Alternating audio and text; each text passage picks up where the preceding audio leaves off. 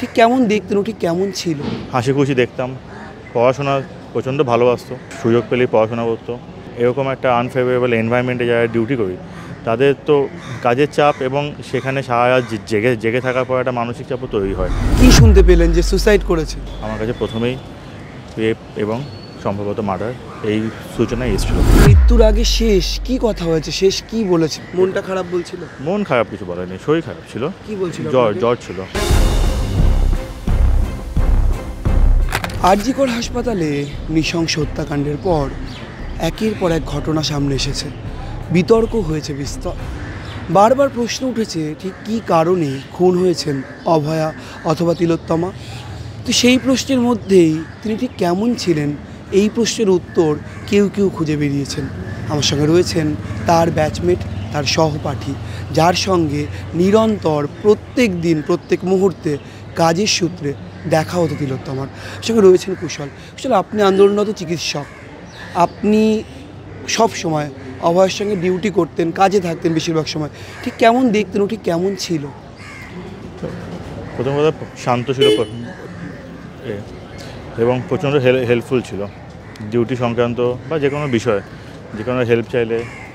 মানে প্রথম সারিতে যাদের নাম মনে হয় আমাদের ডিপার্টমেন্টে যে হ্যাঁ যার কাছে গেলে আমি তৎক্ষণাৎ এই সাহায্যটা পাবো, তার মধ্যে অভয় একজন ছিল।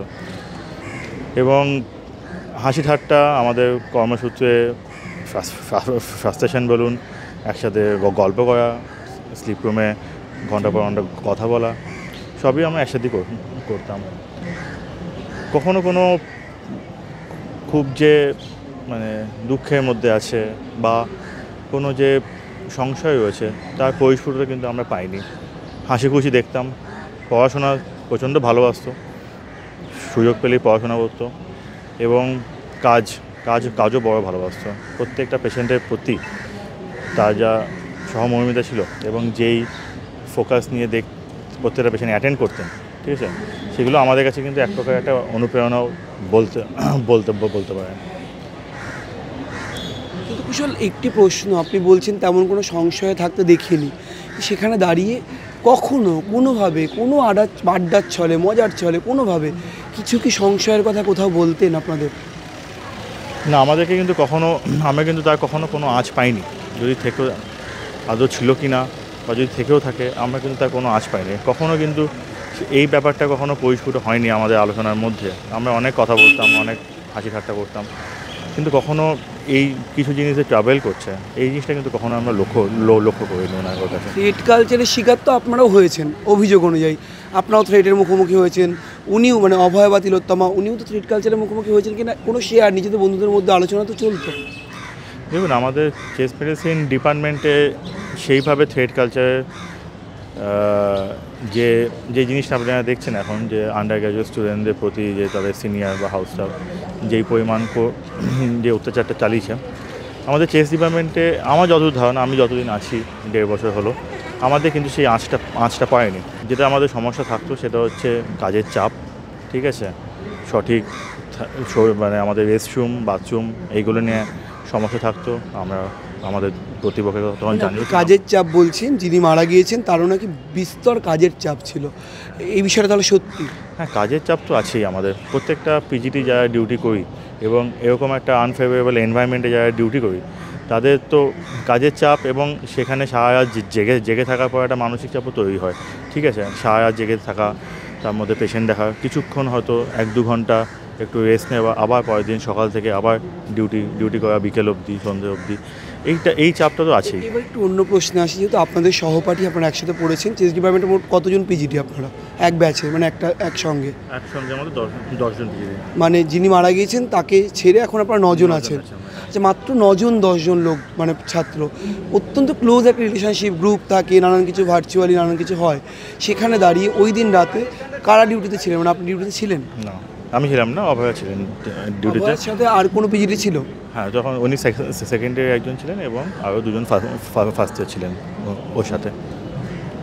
ঘটনার আগে পিছিয়ে আপনি কি শুনলেন, মানে আপনি তখন কোথায় ছিলেন ওই দিন রাতে? আপনি ডিউটি ছিলেন না হস্টেলে ছিলেন?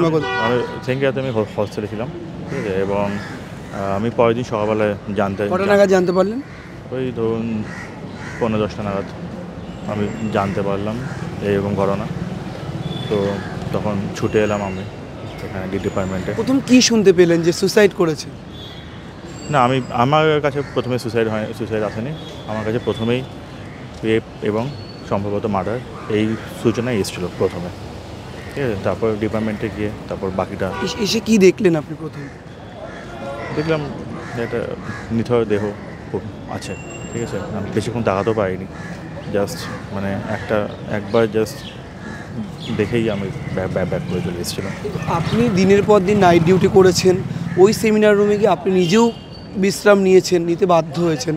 নার্সিং স্টেশন সব কিছু কাছাকাছি, একদম গায়ে গায়ে, সেখানে দাঁড়িয়ে এত ভয়ঙ্কর একটি ঘটনা ঘটছে। আপনি কি বিশ্বাস করেন যে মানে আচমকা সঞ্জয় বলে কেউ একজন ঢুকে গেল, ঘটনা ঘটতে পারে এইভাবে? মানে আপনারা যদি ভেতরে কেউ না থাকেন? এই ব্যাপারটা বলা এটা আমাদেরও খুব আশ্চর্য লাগছে, এবং যেই জন্য বলছি যে একটা আমরা ক্লুলেস এই ঘটনার পেছনে কারণ কীভাবে হলো, প্লেস অফ অকারেন্স প্রত্যেকটা এখন এখন চলছে, ইনভেস্টিগেশনের আন্ডারে আছে। আমরাও জানতে চাই। আমাকে একটু জিওগ্রাফিটা বোঝাবেন, মানে আপনার যে ডিপার্টমেন্ট চেস্ট মেডিসিন বা যেখানে উনি মারা গিয়েছেন, একটু জিওগ্রাফিটা কেমন? মানে ইনডোর পেশেন্ট কোথায় থাকে, আউটডোর পেশেন্ট কোথায় থাকে, মানে পেশেন্ট ডাক্তাররা কীভাবে বসে, মানে কতটা দূরত্বে ঘর বাড়িটা একটু যদি বোঝান। ইনডোর পেশেন্টে একটা উইংয়ে ইনডোর থাকে, মাঝখানে কানেক্টিংয়ে হচ্ছে ডাক্তারদের বসার স্থান, নার্সিং স্টেশন। ওটা অতিক্রম করার পর ভেতর দিকে আমাদের একটি আইসিইউ আছে, তার পাশে আমাদের স্লিপ রুম, ঠিক আছে। এবং তার পাশ দিয়ে সোজা সামনেই উল্টো দিকে সেমিনার রুম, এবং সোজা চলে গেলে আমাদের এমডিআর টিবি ওয়ার্ড আছে। মানে সমস্ত কিছু ভীষণ গায়ে খুব একটা দূর নয় নাকি? ওয়ার্ডের থেকে আমাদের ভেতরের পার্টটা একটু আলাদা, মানে একটু দূরে, ঠিক আছে। একটু আইসোলেট বলতে পারেন। নার্সিং ওয়ার্ড আর নার্সিং স্টেশন কাছাকাছি, তারপরে একটু স্পেস ছেড়ে তারপর আমাদের ভেতর দিকে আইসিইউ এবং স্লিপ রুম এবং সেমিনার রুমটা। ওর মৃত্যুর আগে শেষ আপনার সাথে কবে দেখা হয়? অর্থাৎ আগের দিনে আমাদের ওপিডি ছিল একসাথে, আমরা ওপিডি করেছিলাম। ওপিডি মানে বেশ দীর্ঘ সময়, সেই সময় কি কথাবার্তা হলো? মানে ওপিডি করলেন, কি কথা একসাথে বসলেন, পেশেন্ট দেখলেন? আমাদের ওপিডি তো সেরকম পার্সোনাল আলোচনা বা নিজেদের মধ্যে আলোচনা সেরকম স্কোপ থাকে না। পেশেন্টের লোড প্রচুর থাকে এবং পেশেন্ট দেখতে হবে। আমাদের পেশেন্ট দেখতে জেনারেলি 2টো পার হয়ে যায়, 2:30 বেজেই যায়। তারপর ও যেহেতু ডিউটি ছিল চলে এলো, আমরা খাওয়া দাওয়া করতে চলে গেলাম। ও একসাথেই খেতে গেলেন? না, ও ডিপার্টমেন্টে চলে গেল, ঠিক আছে। আমি তো খাওয়া দাওয়া করতে গেলাম। মৃত্যুর আগে শেষ কি কথা হয়েছে, শেষ কি বলেছে? মানে কিছু তো একটা বলেছেন আপনাকে, খারাপ ভালো কিছু, কি কথা হলো সহপাঠীর সাথে মৃত্যুর আগে, মানে তার মৃত্যুর আগে শেষ কি কথা হয়েছিল? শেষ কথা আমার এক্স্যাক্টলি মনে নেই, তবে সেদিকে শরীর খারাপ ছিল, একটু জ্বর ঠান্ডা লেগেছিল। মনটা খারাপ বলছিল? মন খারাপ কিছু বলেনি, শরীর খারাপ ছিল। কি বলছিল? জ্বর ছিল, ওষুধপত্র, ফ্যান চলছে, ঠান্ডা লাগছে, একটু বন্ধ করে দাও, এরকম ধরনের। এক্স্যাক্ট আমার মনে নেই অ্যাকচুয়ালি কী বলে হয়েছিল। এই ধরনের আলোচনা হচ্ছিল। তারপরে ওপিডি করে দুজনেই চলে গেলেন নিজের কাজে, তারপরে দেখা হলো মৃত্যুর পর। কি চাইছেন আপনি, আপনারা কি চাইছেন? যেটা আপনার সহপাঠী, আপনার ডিপার্টমেন্ট।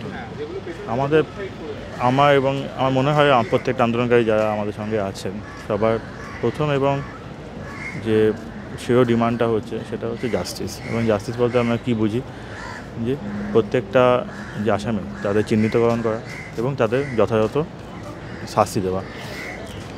তার একটা আমাদের মনে হচ্ছে যে একটু দীর্ঘায়িত হচ্ছে, কিন্তু আমাদের ভরসা আছে সিবিআই প্রতি যা ইনভেস্টিগেশন আছে, ঠিক আছে।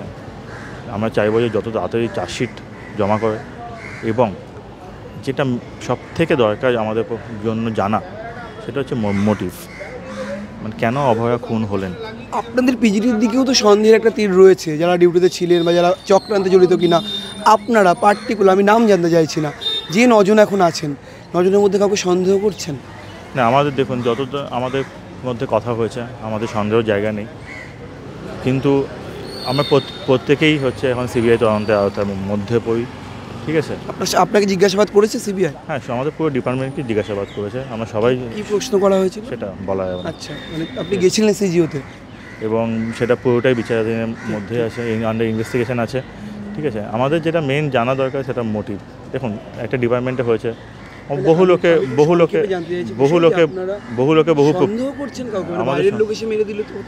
দেখুন, এইখানেই হচ্ছে আমাদের খটকাটা, ঠিক আছে। এখানেই আমাদের খটকা, এবং আমরা ওই জন্যই জানতে চাই, ওই জন্যই আমরা চার্জশিট জানতে চাই, ইনভেস্টিগেশনের আউটকামটা জানতে চাই, ঠিক আছে, যে কেন এই ঘটনাটা ঘটলো।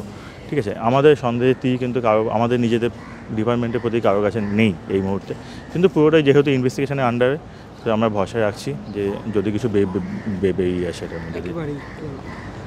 আমার সঙ্গে ছিলেন কুশল ও সহপাঠী। কুশল বললেন যেদিন মেয়েটি মারা গিয়েছে তার আগের দিনও একসঙ্গে বসে রোগী দেখেছেন তারা। অভয়ের নাকি জ্বর হয়েছিল, কিন্তু সেই জ্বর সারার আগেই তিনি যে রীতিমতো বিলীন হয়ে যাবেন এ বিশ্বাস কেউ করতে পারেননি, কুশলও পারেননি। তিনি দাঁড়িয়ে কয়েক সেকেন্ডের জন্য সে নিথর দেহ দেখতে পারেননি। ক্যামেরা সুমনের সঙ্গে রমেন দাস, সংবাদ প্রতিদিন .in।